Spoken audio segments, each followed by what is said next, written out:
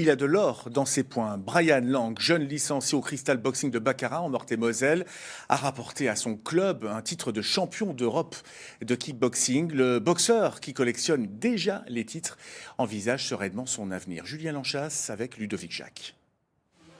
Le club du Crystal Boxing n'a que 5 ans, mais il compte maintenant dans ses rangs un champion d'Europe de kickboxing. Pour Brian, je veux du bruit pour qu'il vienne ramener la ceinture. Brian Lang a décroché il y a quelques jours la ceinture WKN des 62 kg 100 grâce à un spectaculaire KO.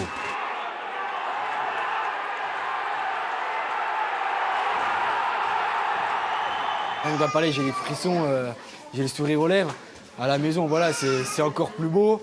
C'est vraiment un palier que je voulais passer. Je l'ai réussi contre un bon adversaire. J'ai attendu le bon moment, j'ai reculé un petit peu, je l'ai laissé rentrer. Et voilà, quand j'ai senti l'ouverture, j'ai senti le moment de déclencher, j'ai envoyé. Et là, c'est l'euphorie. Brian Lang a commencé le kickboxing et la boxe thaï à l'âge de 11 ans.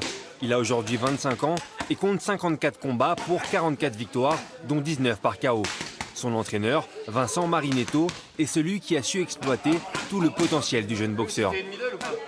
C'est un boxeur qui est très complet, qui néglige rien, que ce soit l'entraînement technique ou la préparation physique.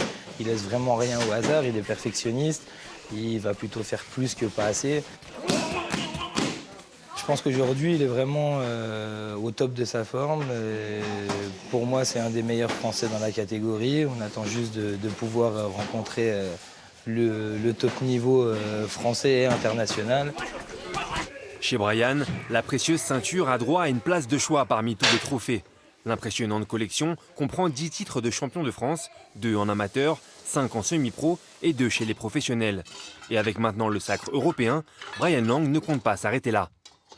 Le titre suprême, c'est vraiment le titre champion du monde que je vise. Après voilà, faut faire son chemin. Je pense que j'ai pas grillé d'étape, donc voilà. Après 10 titres de champion de France, une fois champion d'Europe, on va continuer à boxer, à avoir des victoires et puis chercher le titre mondial.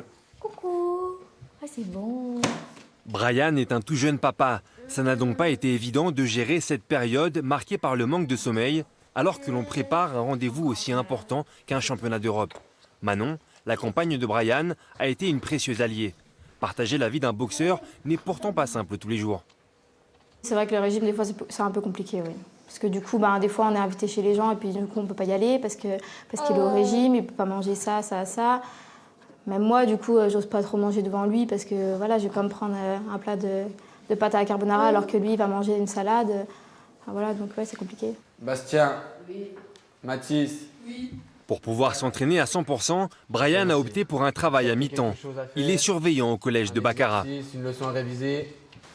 Ici, bon nombre d'élèves suivent de près les exploits de leurs champions. C'est là, c'est là.